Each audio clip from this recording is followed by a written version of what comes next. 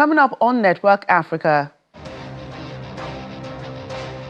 at least 6 West Africans deported to Ghana and transferred to Togo as part of the U.S. immigration crackdown. U.S. mission in Nigeria targets Nigerian officials, says corrupt individuals will be barred from entering the United States.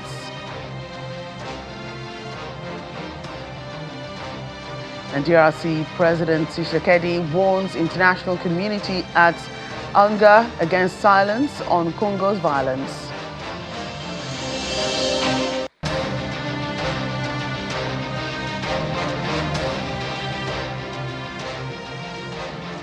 Welcome everyone, I'm Joke Rogers here in Lagos. West African deportees transferred from the United States of America to Ghana are now in Togo. This is the latest on their deportation status, according to their lawyers.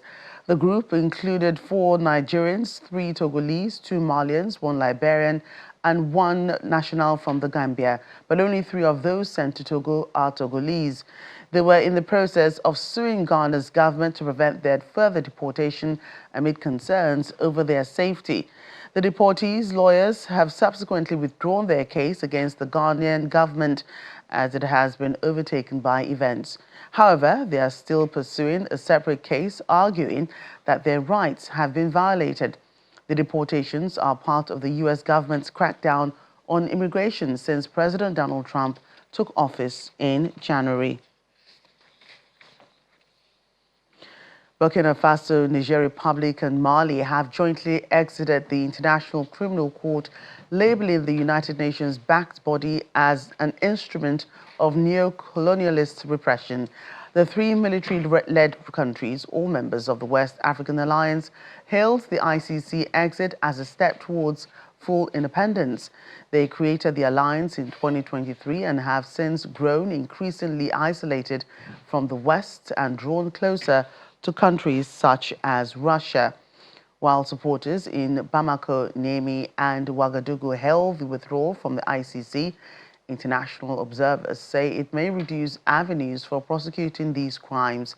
The court has not yet responded to the decision by the 3 countries.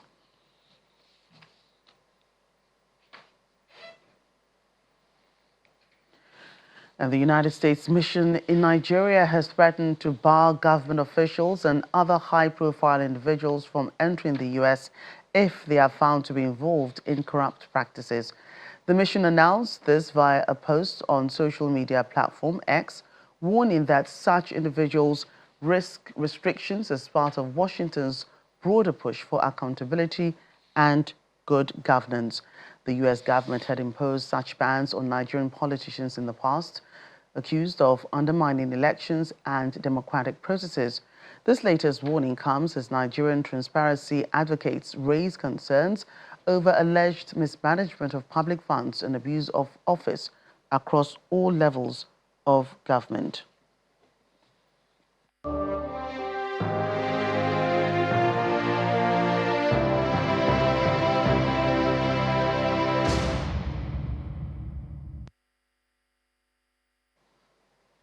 An update on the ongoing UN General Assembly meetings in New York. President Felix Tshisekedi of the Democratic Republic of Congo has issued a stark warning to the international community, describing the ongoing violence in eastern Congo as a silent genocide.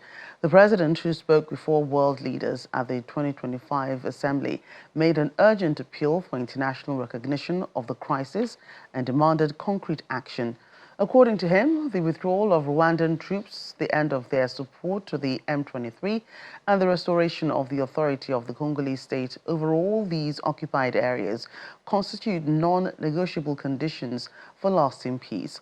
For over 3 decades, Eastern DRC has been gripped by conflict, with violence escalating sharply since 2021. Mr. Tshisekedi called on the UN and its member states to go beyond words, urging the body to impose targeted sanctions on those responsible for war crimes and economic crimes and to disrupt the illicit mineral trade that continues to fuel the violence.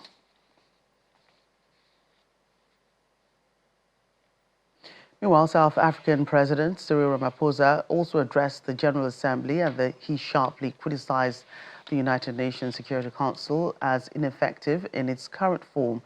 He went on to highlight ongoing violations of international law in conflicts in Gaza, Sudan, and the Democratic Republic of Congo in his address. Mr. Ramaphosa also emphasized that there's a growing global consensus that supports South Africa's case at the International Court of Justice, which accuses Israel of committing genocide in Gaza.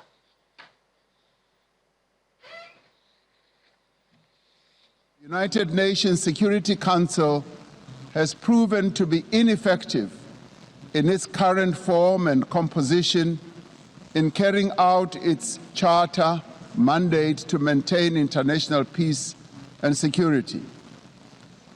South Africa remains deeply concerned by the erosion of the credibility of the Security Council and its failures to ensure accountability and uphold international law. As the security and humanitarian situations in the Democratic Republic of the Congo, Sudan, Gaza, and elsewhere deteriorate, it is a matter of great concern that there are countries that continue to violate international law and also defy the United Nations resolutions and rulings, also from bodies like the International Court of Justice. The establishment of the Hague Group and the Madrid Group aim to reaffirm the primacy of international law, promoting accountability and ensuring support for a just peace. We cannot and should not accept that members of this organization continue willfully to violate without consequence the charter that we have all agreed to uphold.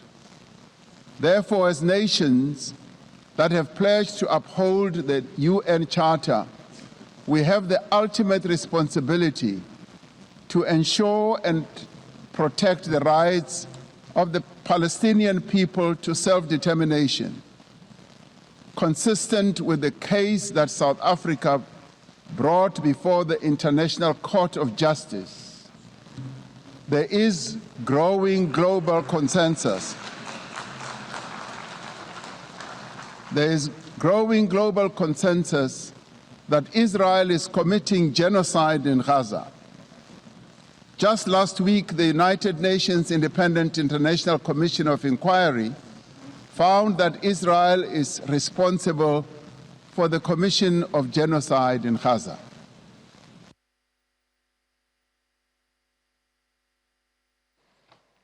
We'll get more on this in a moment. Kenya's Joseph Unguteru has been named a 2025 Young Champion of the Earth by the United Nations Environment Programme, UNEP, and Planet A for his work transforming water hyacinth into biodegradable alternative materials.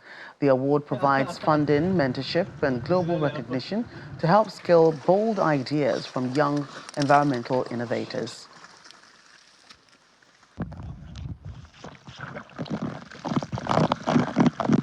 So our solution at Higher Park is to use one problem of water hyacinth to solve yet another problem of plastic waste pollution while creating green jobs for the local communities. According to UNEP, water hyacinth is the world's most invasive aquatic weed. It floats on top of water and it blocks oxygen from reaching underground, and this kills important aquatic life. In addition to that, it also is a problem when it comes to navigation, irrigation, fishing, and important other blue economic activities, and also forms a breeding ground that for mosquitoes that then cause malaria to the communities living around. For normal trees, you will have to remove the plastic bag so that you can plant the tree. But for ours, you insert this seedling into the soil together with the plant, and as it decomposes, it releases nutrients that accelerates the growth rate of this plant. Our mission at Higher Park is to try and use this invasive weed for something important. We create this lining that is put inside cartons that transport food. This keeps food fresh without the need of cold storage and refrigerators over long distances. what makes our solution unique is that we are filling in the vacuum of making products that feel like plastics, perform like plastics, but they're going to biodegrade and disintegrate after a short time. And we hope that we can create a solution right here in Kenya that can be replicated across the world and simultaneously create the ripple benefits in the other countries that are also being faced by similar problems. That's just some of the things that took place during this year's meeting. But let's take a look at some of the other issues that tops the agenda. And joining us now is career diplomat and former Director General, Nigerian Association of Chambers of Commerce, Industry, Mines and Agriculture, Ambassador Ayo Lukoni. He joins us from Lagos. A pleasure having you on the program today. Thank you very much, Joker. I'm joining you in the rain, pouring. Yes. I just had to quickly dash into a house to, take you on. It's good to see you. Yes, good, great to see you too. We've listened to several African presidents, well, two of them actually that we saw speak at the UN General Assembly. Of course, the US president also spoke, gave his own address very recently. I do know that Nigeria's delegation is also led to the meetings by Nigeria's Vice President Kashim Shettima. He will be addressing the assembly sometime this week. We've been given an idea of what he is likely to say, but what would you like for him to address in his speech? Well, thank you very much. I think the first thing I'd like to say is that as somebody who served in the permanent mission in New York and then two other UN headquarters, Vienna and Nairobi, that it is indeed a milestone for the United Nations at 80. And the fact that the organization is still existing is an indication of the fact that, yes, it is still relevant for our world. What we would like the president to talk about? I think the first thing and issue is, of course, is the question of security. Security is key and very important. Security at the national level, security for our world. And in this context, I would like to make reference to the Small Arms and Light Weapons Initiative, which was adopted in 2012. And Nigeria played a very key, a very important role in this part. I remember Professor Mrs. Joy Ogu, the permanent representative, was the one presiding. Implicitly, Nigeria was the one that was presiding when the Small Arms and Light Weapons Initiative was adopted. Fast forward to today, we need to use it. This is when the question of implementation of the small arms and light weapons is very important. I think this is one of the topmost issues which the president, which the vice president must draw attention to, and I'm sure he will draw attention to it. And the fact that it is also tied up to the National Arms Initiative itself. We have the NATCOMs. So it is important for us to have a secured world, important for us to have a secured nation. And look at what is happening across our state, across our nations, different part of the country. One, that is the number one thing which I think we need to draw attention to. I've also watched closely the vice president speak on the African Business Council and a few other side events at the UN, because the question and issues of development is also tied up to the issues like the AFCTA. The AFCTA, because I saw the vice president inviting members of the Business Council to come to Nigeria to invest in the energy sector. This is key. This is very important. And of course, I must also say that in context of Africa, the initiative of silencing the guns, because Africa cannot be every time focusing on quenching fires, crises all over the place. The initiative of silencing the guns in Africa is key and very important too as well. I think these are some of the key issues, and I'm sure he's going to mention the question and issues of expansion of the Security Council. I was involved, of course, in the AU reform recently, way back 2023 too as well. These are just the few key points which I think, of course, and of course, I will not be surprised that he's going to make mention of the question and issues of the two-state solution as the solution endurable solution for the Palestinian crisis. Right. And again, the issue of permanent seat for Africa at the UN Security Council has come up at the meeting. It comes up, every time the General Assembly meets. Why does it seem that the UN is stalling to implement such a reform? Well, that is our existential reality. Like I said, I served in the permission in New York. I also served, of course, in other places. It's always on the agenda. The question is that, honestly speaking, if you pierce the corporate veil, I'm not sure the 5 permanent members of the Security Council want every other person to come into the room. When I was in New York, and the Security Council is going to discuss a fusion, enlarged security. And don't forget, Nigeria has been in the Security Council as a non-permanent member for about 4 times. They just simply said, now the Security Council will now continue its meeting in a closed session. And when they say that, all of you who are just on the sideline, non-permanent members, they used to break for about 5 or 10 minutes. They expect you to carry your bag and go out of the place. But I think the Security Council, the United Nations, which was established 80 years ago, is totally different from the United Nations which we now have today. New powers have come in. And the UN itself also recognizes that. They found out the handover assignment of peacekeeping and others to various regions.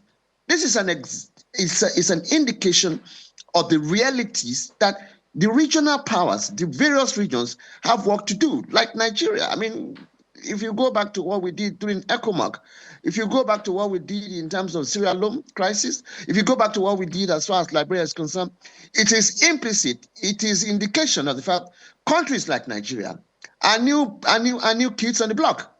So the Security Council has to do that. The UN, in context of reform, have to find a way of doing this. But like they say, it's a long road to travel. But the thing is for the members of the African group or all other powers to continue to knock, in terms of, hey, guys, we are here, open the door. We also have work to do to us. Well. So that will continue. That will continue. When will it come to reality? As a 70-year-old man, I served in the permission in New York when I was, I think, about 40, 45. I'm now 70. The issue is still on the table in terms of reform of the Security Council, reform of the UN and the Security Council. But the thing is not to give up. And I expect that African countries but it is also important for Nigeria to draw attention to the fact that it has the right to be a member of the Security Council. And I sincerely hope in terms of a reform of the foreign policy, which is long overdue, it will be a key issue in terms of it. We need a Kuru 2. Let me explain that again. Kuru, second Kuru conference. The last one we had was 1986. Now I think we need another one to review our foreign policy. And in doing that, we must also have issues like what should be our role in the multilateral, what should be our role and in the UN, what should be our position that indeed we demand to be a member of the reformed Security Council. And of course, if they want to distribute veto, let them also give as well. Thank you very much. Right. A pleasure having you on the program again. Thank you for the robust conversation on that issue, Ambassador Ayo Lukani. Thank you again. Finally, the question of the Palestinian state was really two-state solution. I'm sure the vice president will mention it, and we should not lose focus of it. Right. That is what, of course, will happen. And right. Of course, the fact that France, UK, Australia has done it, implicitly that we're going back to the Oslo Peace Accord for the final, for the two-state solution. Thank you very much. I feel highly honored to be here. I enjoy the rest of the race as it was. And thank you for chipping that in as well. Pleasure. Thank you very much.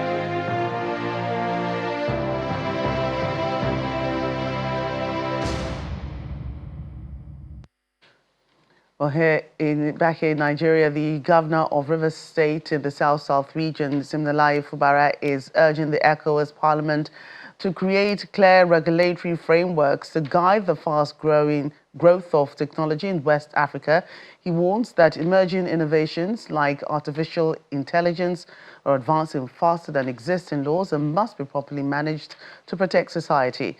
Mr. Fubara made this call through his deputy, Professor Ngozi Odu, at the opening of the second extraordinary session of the ECOWAS Parliament in Port Harcourt, the state capital. For the first time, the ECOWAS Parliament, created as a platform for dialogue and consultation among West African lawmakers, holds its second extraordinary session for 2025 in Port Harcourt, Rivers State. The session brings together dignitaries, including the Speaker of the ECOWAS Parliament, Nigeria's Deputy Senate President, the Deputy Governor of Rivers State, among others. With technology growing at a rapid pace, discussions focus on the theme harnessing artificial intelligence for parliamentary efficiency, ethical governance and development in the ECOWAS region. This theme is part of a dynamic modernization of our institutions and constitutes a response to the recommendation made by His Excellency, the President of the ECOWAS Commission, during our first ordinary session held in May in Abuja. Nigeria's Minister of Foreign Affairs, represented by the Permanent Secretary, calls for vigilance in tackling cybersecurity risks, while the Speaker of the Rivers State House of Assembly describes the meeting as a valuable learning curve for state legislators. By leveraging AI, we can enhance legislative drafting, improve the quality and timeliness of oversight functions, and broaden citizen engagement in policy making. The West African region. And we believe that this particular section will be another opportunity for this Parliament to come up with resolutions that will impact heavily on the good people of not only Nigeria but the entire West African region. For Governor Siminalayi Fubara, represented by his deputy, Professor Ngozi Odu, the session highlights the urgent need for strong regulations to guide the use of emerging technologies, such as artificial intelligence in the region.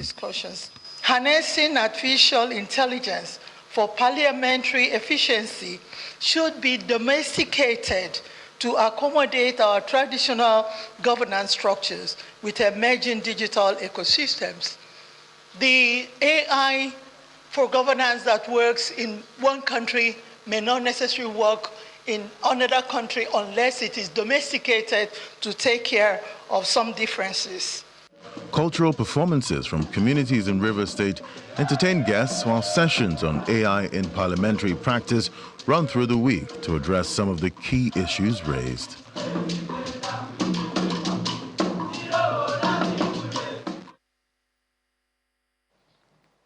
Renee Neblets, affectionately known to locals in Ghana as Auntie Renee, is leading a pioneering effort to transform post-consumer waste into sustainable textile.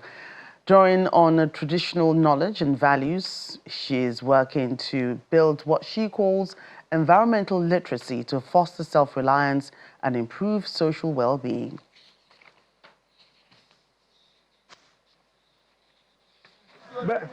Kind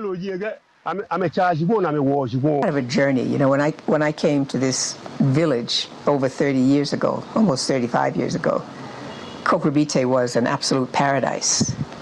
You know, I mean, plastics, I think, have only been in this country 20 years. And when I came here, it was a completely verdant landscape. You know, I think I lived in Kokrobite almost 8.5 years without electricity or running water.